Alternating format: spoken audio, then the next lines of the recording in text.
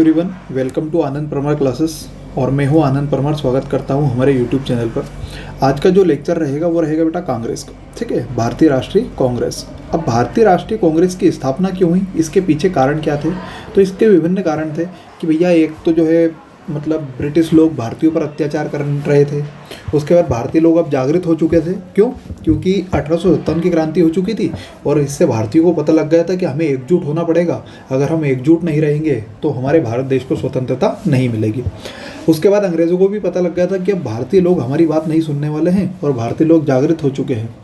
तो ऐसा कुछ मुद्दा लाया जाए कि भारतीयों का असंतोष जो है वो ब्रिटिश शासन के प्रति जो है वो थोड़ा कम हो जाए। तो एक व्यक्ति था लॉर्ड डफरिन, है ना। तो मतलब लॉर्ड डफरिन जो है अपने वायसराय थे। और उसके बाद एक व्यक्ति थे एओ ह्यूम, एलन ओक्टेन ह्यूम।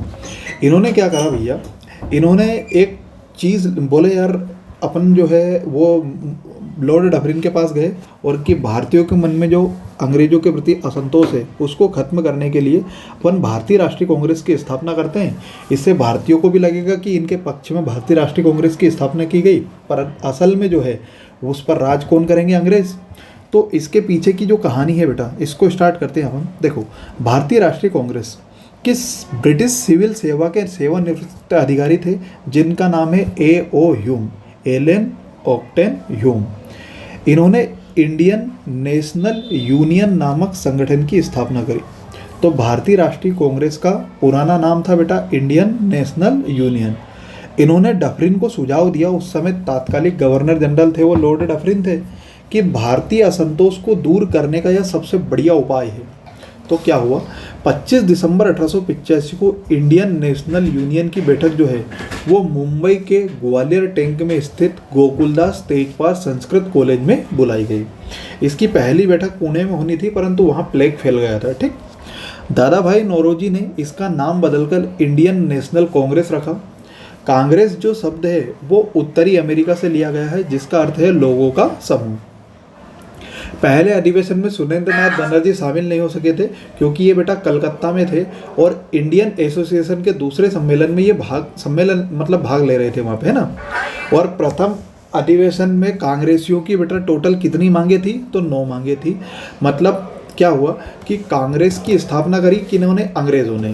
परंतु भारतीयों से बोला कि भैया आप एक काम करो, भारतीय राष्ट्रीय कांग्रेस की स्थापना कर रहे हैं हम, तो आपको कुछ भी चाहिए तो आप भारतीय राष्ट्रीय कांग्रेस में जो भी हर साल इसका अधिवेशन होगा और इसमें अध्यक्ष बनेंगे और अध्यक्ष से आप लोग जो भी मांगे वो बता देना, तो वो हमें ब्रिटिश सरकार को बता देंगे और आपकी मांगों को पूरा कर दिया जाएगा। तो अंग्रेज़ों ने बोला था कि एक काम करते हैं, भारतीयों को भी ऐसा लगेगा कि मतलब ब्रिटिश सरकार अपने लिए कुछ कर रही है। परंतु इसके पीछे अंग्रेज़ों का बहुत बड़ा हाथ था। ये अंग्रेज़ों मतलब भारतीयों को गुस्सा कम करने के लिए लाए थे और इनको लगा था कि कांग्रेस की अगर स्थापना करेंगे तो ज़्यादा कुछ वर्चस्व बनेगा नहीं। परंतु इनको पता नहीं था कि ये संस्था बिल्कुल इतनी बढ़ जाएगी कि यही भारत देश को स्वतंत्रता दिलवा देगी, है ना। यही बात समझ में, इसके पीछे ये कारण था। तो पहले तो अंग्रेज़ों ने बिल्कुल जी खोल के जो है भारतीय राष्ट्रीय कांग्रेस का जो है स्वागत किया और इसको बनाया और बाद में इसी को ख़त्म करने के लिए प्रयास कर रहे थे। ठीक, तो भारतीयों से पूछा, बोले बताओ आपकी क्या क्या मांग है? तो भैया इसमें 9 मांग थी। क्या क्या थी? तो भारतीय शासन विधान की जांच के लिए एक रॉयल कमीशन नियुक्त किया जाए ताकि भारतीयों को पता लगे कि कितनी बुरी हालत में जी रहे हैं भारतीय लोग, तो आप रॉयल कमीशन नियुक्त करो।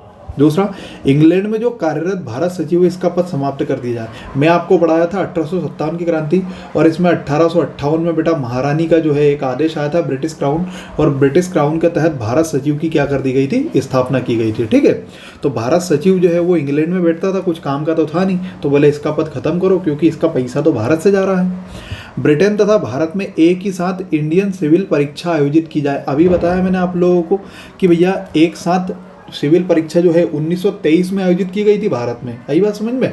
तो ब्रिटेन और भारत में एक साथ इंडियन सिविल सर्विस परीक्षा आयोजित की जाए। ठीक, उसके बाद चौथी मांग क्या थी? तो चौथी मांग थी बेटा सैन्य व्यय में कटौती की जाए। केंद्र तथा प्रांतीय विधान परिषदों की सदस्यता का क्या किया जाए? विस्तार किया जाए। बर्मा को भारत से अलग कर दिया जाए। ठीक है, इंग्लैंड से आयात किए गए कपड़ों पर आयात कर लगाया जाए। प्रस्तावों को सभी प्रदेशों की राजनीतिक संस्था को भेजा जाए जो जो हम मांग रहे हैं और जिससे कि इनके क्रियान्वयन की मांग की जा सके। और सबसे आखिरी इनकी मांग थी कि कांग्रेस का जो अगला अधिवेशन है वो कहाँ पे बुला जाए, कलकत्ता में। तो बिल्कुल कलकत्ता में बुलाया गया था। शुरू के जो 5 अधिवेशन वो थे बखमई, ये मैं आपको आगे पढ़ाऊंगा ट्रिक के साथ, बम्बई, कलकत्ता, मद्रास और इलाहाबाद, ठीक है। तो सबसे पहला कांग्रेस का अधिवेशन बम्बई में हुआ था और दूसरा हुआ था कलकत्ता में, ठीक।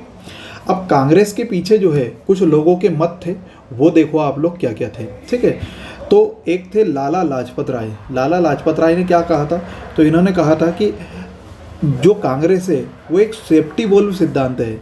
तो इन्होंने अपने पत्र यंग इंडिया में कहा कि कांग्रेस की स्थापना लॉर्ड डफरिन के मस्तिष्क की क्या थी, उपज थी, ताकि कांग्रेस के रूप में एक ऐसे राजनीतिक संगठन का निर्माण किया जा सके जो ब्रिटिश शासन के प्रति संभावित राजनीतिक असंतोष को क्या कर सके, दूर। मतलब लाला लाजपत राय का ये कहना था कि लॉर्ड डफरिन के दिमाग की उपज है ये कांग्रेस, और बस इसलिए बनाया गया है ताकि भारतीयों के मन में जो अंग्रेजों के प्रति गुस्सा है इसको कम कर दिया जाए, बस इतनी सी बात है, ठीक है।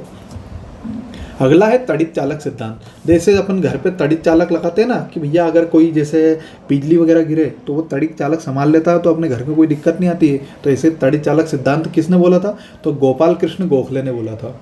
उन्होंने ये बोला था कि कांग्रेस सरकारी असंतोष से बचने के लिए भारतीयों ने एओ ह्यूम का उपयोग तड़ित चालक की भांति किया है कि अगर कांग्रेस का संस्थापक अगर एक अंग्रेज नहीं होता और एक वरिष्ठ अधिकारी नहीं होता तो कांग्रेस जो है इसको अपने प्रारंभिक जमाने में ही क्या कर दिया जाता, खत्म कर दिया जाता। अंग्रेजों ने कांग्रेस की स्थापना भारतीय असंतोष को दूर करने के लिए की थी, अभी मैंने बताया। उनको लगा था कि कांग्रेस से ज़्यादा लोग नहीं जुड़ पाएंगे, परंतु इसका वर्चस्व धीरे धीरे धीरे धीरे बहुत ज़्यादा बढ़ता चला गया, अतः अंग्रेज़ों ने इसे खत्म करने का निर्णय लिया। लॉर्ड डफरिन ने कहा कि मुझे कांग्रेस का भारतीय जनता के प्रति कांग्रेस के प्रतिनिधित्व का जो दावा है वो बेबुनियाद लगता है, और वास्तव में कांग्रेस मुट्ठी भर लोगों का क्या करती है, प्रतिनिधित्व करती है। और लॉर्ड कर्जन ने तो यह तक बोल दिया कि कांग्रेस जो है अपने पतन की ओर लड़खड़ाती हुई नजर आ रही है, इनसे होना जाना कुछ नहीं है, ठीक है। विभिन्न लोगों के और भी बहुत सारे मत थे, गांधी जी के थे, बाल गंगाधर तिलक के थे, एनी बेसेंट के थे, बहुत सारे लोगों के थे। ये मैं आप लोगों को पढ़ाऊंगा जब कांग्रेस के अधिवेशन पढ़ाऊंगा, ठीक है। तो इसके बाद जो अगला लेक्चर रहेगा वो कांग्रेस के अधिवेशन ही रहेंगे कि कांग्रेस के अधिवेशन कहाँ कहाँ हुए और कौन अध्यक्ष बने और कब हुए, है ना, सबसे ज़्यादा अधिवेशन कहाँ हुए और कांग्रेस के अधिवेशन पे कांग्रेस पर विभिन्न लोगों के क्या मत थे। आई बात समझ में। तो सारी चीज़ें जो है विस्तार से चल रही है। अगर आप लोग हमारे ग्रुप से नहीं जुड़े तो ये 9575322928 इस पर मैसेज कर देना, आप लोगों को हमारे ग्रुप से जोड़ लिया जाएगा। वहाँ पे पीडीएफ और वीडियो की लिंक रोज़ाना आती रहेगी, ठीक है। चलिए, और भी कंटेंट के लिए हमारे चैनल को सब्सक्राइब करें ताकि आप लोगों को नोटिफिकेशन आता रहे। मिलते हैं अगले वीडियो में, तब तक के लिए टाटा बाय बाय, धन्यवाद, स्वस्थ रहें, मस्त रहें, जय हिंद, जय भारत।